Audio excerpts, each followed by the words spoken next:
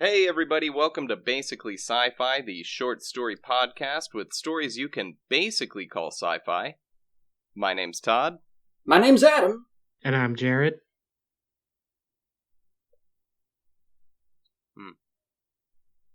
Indeed. I would... You know what, actually? That sounds relevant to something. Indeed.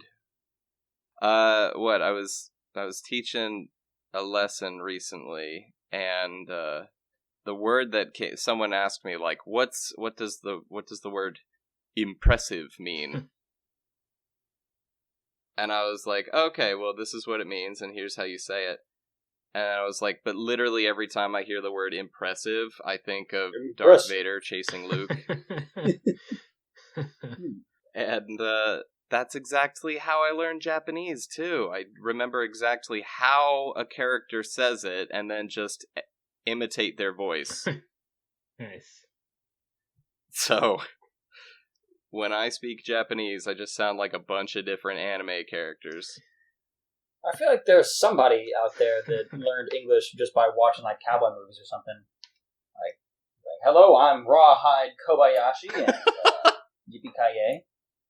I feel like Trump might have, but I don't know.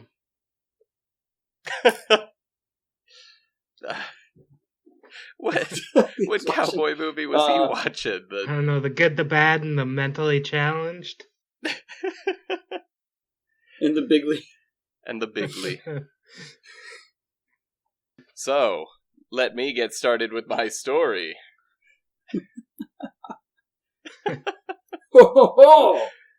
Okay. All right. This story is called That's Why She Built This Hill. I know where this is about going. Hobbits? No.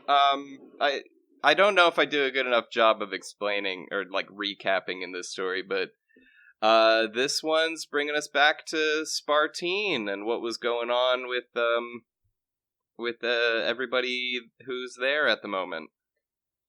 Okay. Do you guys remember what's going on Spartine? No.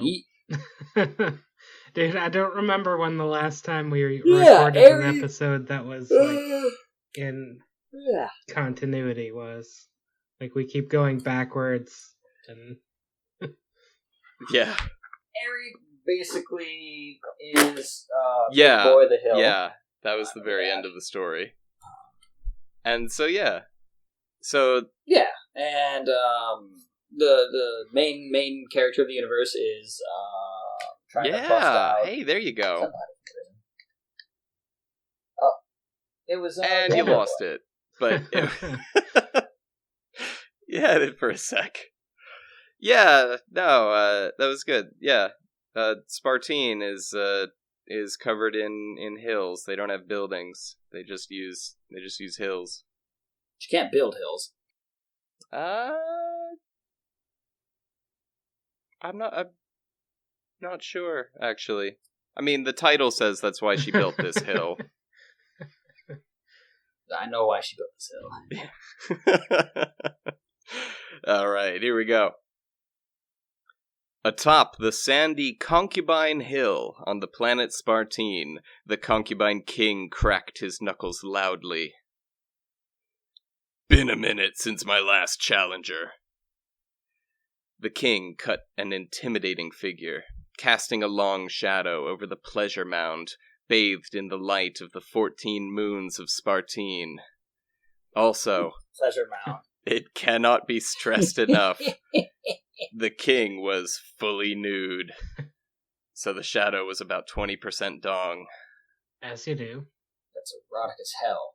Jared, a.k.a. the main character of the universe, began to speak. Aerie, it's us!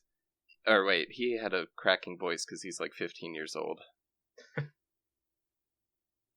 I don't know if I want to go too over the top with it, though. Yeah, don't go too over the top. Aerie, it's us! Iggy, 88, and Nova. How was that? That was good. Good. The boy's voice was drowned out as the crowd began to cheer.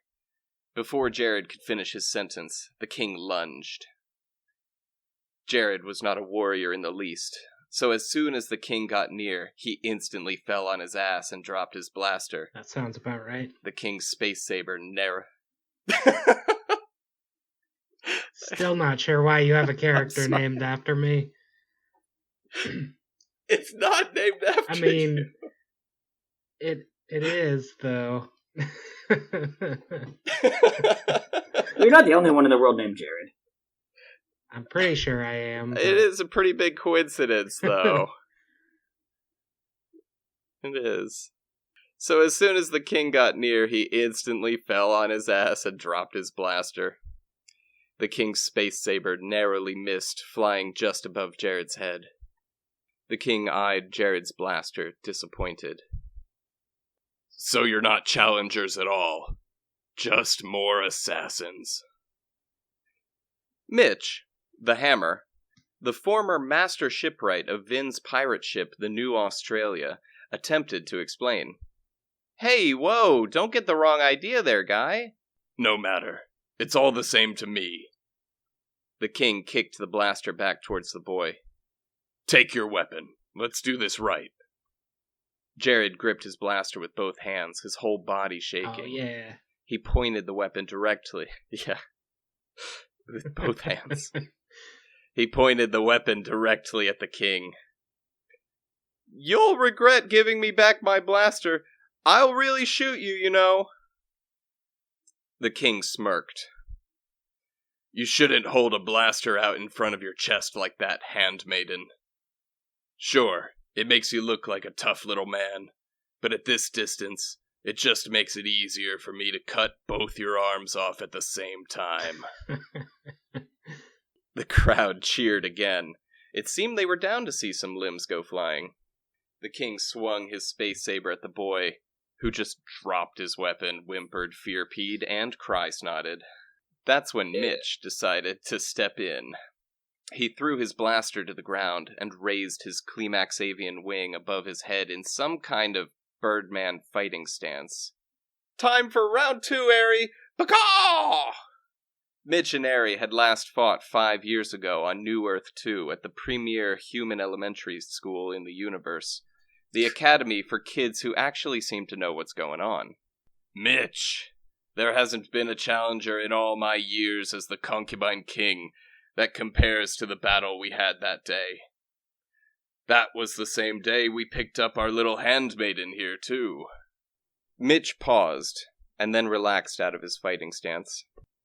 Well, hey, man, I'll be honest. I've been in a jail cell chained to a wall for the last few years, and my muscles are pretty well atrophied. If you remember who we are, then you should know we're definitely not assassins, and we definitely don't have to fight, so I'd really rather not have to do this. You're right. We don't have to do this. But it's the only thing I've been doing for the past 5 years, and no one's gonna convince me that it's been a huge waste of time. And with that, Aerie lunged at Mitch, who just sighed. Aerie then proceeded to beat the shit out of Mitch and the kid for several minutes as the crowd roared. After the beating, Aerie strolled back over to his spot at the top of the pleasure mound and resumed smoking his hookah. The crowd cheered as he puffed 2 smoke rings that looked like boobs. Wait a darn minute, Aerie. Mitch coughed up blood because one of his ribs had punctured his lung. We came over here trying to help you escape from the pleasure mound. Why the heck did you break little Jared's legs like that? Aerie shrugged. Gotta break something. He's not a leg maiden. Figured he needed his hands more. Are you really planning on staying here forever being a gladiator? I am genuinely offended. I am not a gladiator. I'm the concubine king. Haven't you learned anything about invader culture since you got here? I'm literally the ruler of this planet, every bit equal to the queen. Jared crawled over to where the two were talking. Broken legs and all. Jesus. Perhaps you could enlighten us to the responsibilities of the concubine king? To fight, fuck, drink, and smoke as much as I want? Those aren't responsibilities. Yeah, but that's what a king does. Okay, but the question I asked you was, what are your responsibilities? Jared said, getting annoyed. Harry didn't answer, because answering questions sure as hell wasn't one of his responsibilities. Do you really get to, do those things you said as much as you want?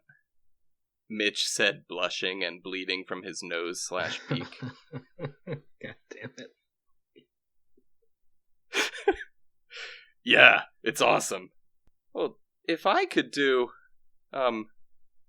it as much as I wanted, I'd have pretty girls with me all the time.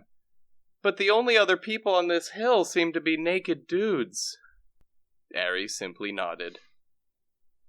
Sometimes you gotta fuck a dude. Come on. I mean... Sometimes, yeah, you just gotta... Sometimes you're so manly, fucking a girl is, like, too girly. Oh my god. What are you, some kind of bitch? Fucking women? Jesus. Jeez. You gotta keep that tea up. You gotta keep your tea up, man. Well, speaking of pretty girls, Jared interrupted. Do you remember Nova Minerman? Yes, of course I do. She's the one who first brought me to space. Well, she and your other friend Iggy88 came to see you. Harry's eyes went wide. Did she mention anything about a three-way? Jared sensed this was his opportunity. Yes, explicitly. Why hasn't the Queen told me of this? Escape with us, and we'll figure it out together, Jared suggested. Harry picked the boy up by his robes and slung him over his shoulder. He then offered his other hand to the half-climax avian. You okay to walk? Mitch took his hand, stood up, and the three started on their way to the Royal Throne Hill. Just so you know, Harry, Jared said, Mitch is an escaped prisoner, and I'm not supposed to be out of my room after 10:30. We should disguise ourselves. The three slunk through the shadows until they came across one of the many bonfires that darted Spartine at night. Long ago, these bonfires were used to pass complicated messages quickly over the planet. But despite the fact that the invaders don't have buildings, they enjoy sword fighting and having sex in public, Spartine isn't an underdeveloped barbarian planet that uses smoke signals for communication. Now they just use phones. This is a spacefaring civilization, after all. Around the fire sat three of the devilishly handsome Queen's Guard. Harry set Jared down on the ground and motioned to Mitch to follow.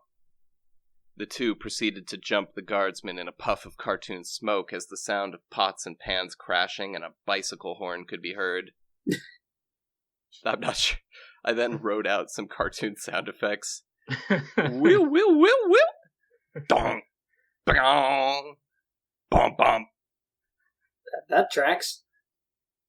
I also, looked up on YouTube, cartoon fight sound effects. I think I was planning to put more effort into that. Yeah. Hey, you did good. Thanks. Harry and Mitch emerged from the puff of smoke, wearing the guards' uniforms, which was not a direct reference to the scene in A New Hope, but also could be. We got one for you too, little guy, Mitch said as he handed a uniform to Jared. Jared declined, as the robes he was wearing were already traditional enough garb for an invader to wear. Just then they heard a cry. Eek! What, are you just gonna leave us here naked? The fattest one of the guards asked. The most insecure of the guardsmen then said, Hey, I know you! You're the concubine king! Eri grunted. "Oh man, I watch you fight and fuck all the time. You're awesome," said the guard with the smallest hands. Whoa. Don't get off topic, said the fat one again. Not all of us feel comfortable just walking around nude and would like our clothes back. Mitch concurred.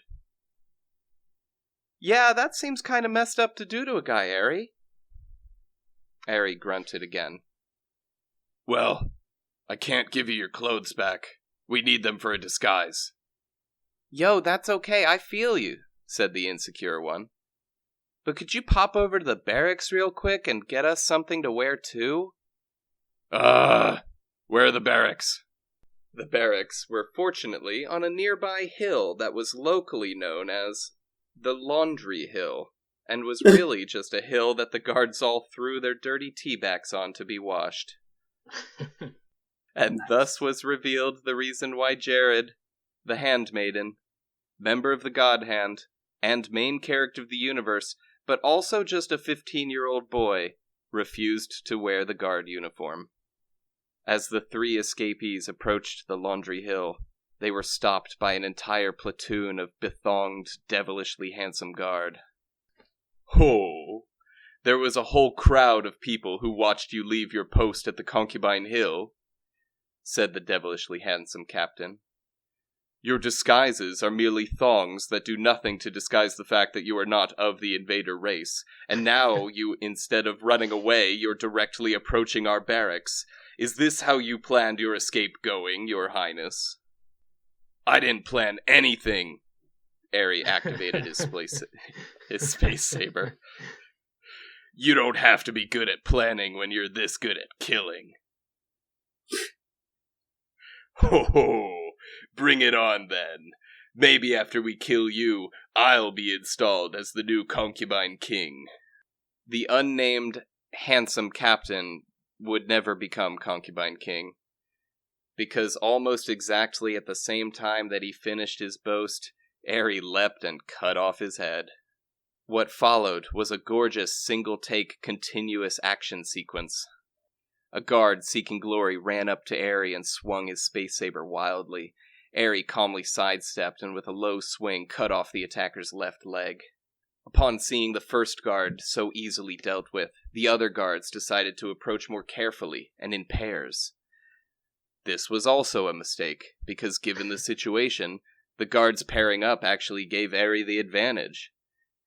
Every pair made the same fucking mistake of approaching simultaneously, but then hesitating, thinking their partner was going to swing first. And every time they hesitated, Eri just cut down another pair of guards with powerful swings of his space saber. Apparently, a mere 5 years or so of peace was enough for the terrifying invaders of planet Spartine to lose their edge. Enough! Came a powerful cry from the bottom of the hill. Queen Xephos herself had come to see with her own eyes the betrayal of her concubine. She actually laughed when she saw him, pale as ever, practically naked, wild-eyed and covered in blood. I've never seen anything so beautiful, primal and erotic, like a big muscly penis dressed like a caveman, but with gorgeous hair. Apparently, Xephos wasn't very good at metaphors. Or maybe great at metaphors. Xephos! Eri cried. I've been meaning to talk to you. I was wondering if you would be interested in a 3-way with Nova. The queen scowled. Deal. Just stop killing my men. I swear, I don't think we've visited a planet yet where you haven't killed at least some of the local law enforcement. From the corner of her eye, Xephos noticed that Mitch and Jared were quietly attempting to flee the scene. Those two will be executed, and I will need a new handmaiden. From the corner of her ear, Xephos heard Eri shouting something stupid. Nova! I've been meaning to talk to you! That's when Xephos noticed Iggy and Nova lifting Eri into Iggy's space cab. and she was just about to order her men to activate their planet's anti-aircraft laser turrets when she got distracted by some writing on the side of Iggy's cab. The rat scallions are second-class citizens 1. Iggy, is that the name of your ship? That seems really problematic. Iggy flew over to Mitch and Jared so Nova could lift the injured child and half-Birdman into the cab as well. Hey, I didn't pick the name. It came with that already painted on the side. That answer did not satisfy Zephos. Yeah, but it's your ship, right? You could change the name. Iggy was activating the ship's hyperjump engine as he said, so if you adopted a kid who already had a name, like the kid says, hey, I'm Wayne, or whatever, you think you can just give the kid a new name because now he's your kid? Zephos became even more perplexed. It's a ship, Iggy. The adoption scenario isn't analogous at all. She never got a satisfying answer, though, because Iggy, Nova, Ari, Mitch, and Jared all zoomed off into space. The end. Nice. Woo! Woo! Oh, man. So, there we go. That was the episode I was telling you guys was just going to be me trying to get from Spartine to back into space. Yeah, just having them straight up kidnap him seems like a good option as far as he doesn't really have motivation to leave himself, and Yeah. the Zephos doesn't have motivation to kick him out, and so... Nope. And I still want to know why she built this hill. Although I think I have an idea. What? I thought you were going to say something when I said the line. Oh no, I was waiting for you to say some explicit pun. I didn't want to ruin your pun. No! I mean, it's not even a pun. I just said that on the hill there were a bunch of naked dudes. And that's why she built this hill. That's why she built this hill. I want to see some naked dudes. That's why I built this pool. Jared, have you heard that incredible song? I don't believe so, no. Okay, well, this is a Blink 182 lyric. Oh. May not make sense if you don't know that. But I don't care. Yeah. But I knew Adam did. Oh, I loved it. What do your Climax avians look like? Oh, they're those are the half bird people. So yeah, that's why I said that Mitch was bleeding from his nose/beak. I think I got something that we can work with here. Okay. I'm gonna put it in the Discord. Spent a long time on this. Oh, you made something? You didn't do that just now, did you? No. Okay. What? I don't know, that duck doesn't look like it's coming enough to be a climax avian. I'm gonna give him thumbs. You need to put buff-ass wings on him. It's just the neck up. It's But just a duck. Yeah. Okay, I don't know. But that's the kind of quality we're looking at here. Maybe I'll splice that into the episode as I'm editing it. Okay. The image of that duck. Which would be more editing than I've done for any of the videos on YouTube so far. But anyway, with the story, though, I liked the beats. I liked the joke in the title. And then, if you are in the pop culture, then you know basically, you know what's coming up. Okay. I mean, is Blink-182 still pop culture? I know, right?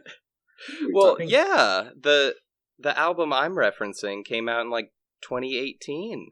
So yeah, not pop culture, but I mean, that's basically as old as Ugandan Knuckles. That makes it hot and fresh. That's what I should have named Iggy's ship, the Ugandan Knuckles. Something that seemed innocuous but ended up problematic.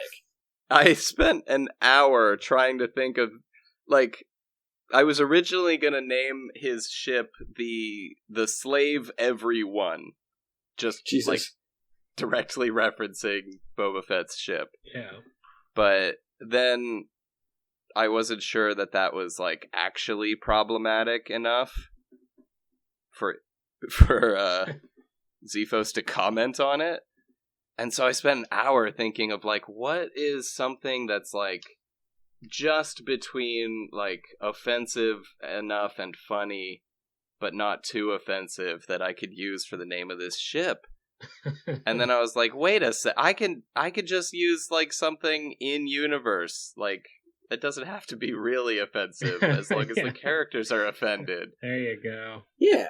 That's why we build fiction. So you can be racist. Yeah.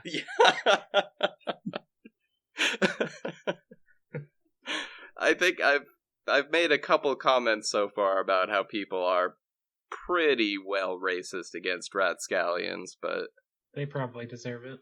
I mean, it is canon that there are plenty of annoying rapscallions.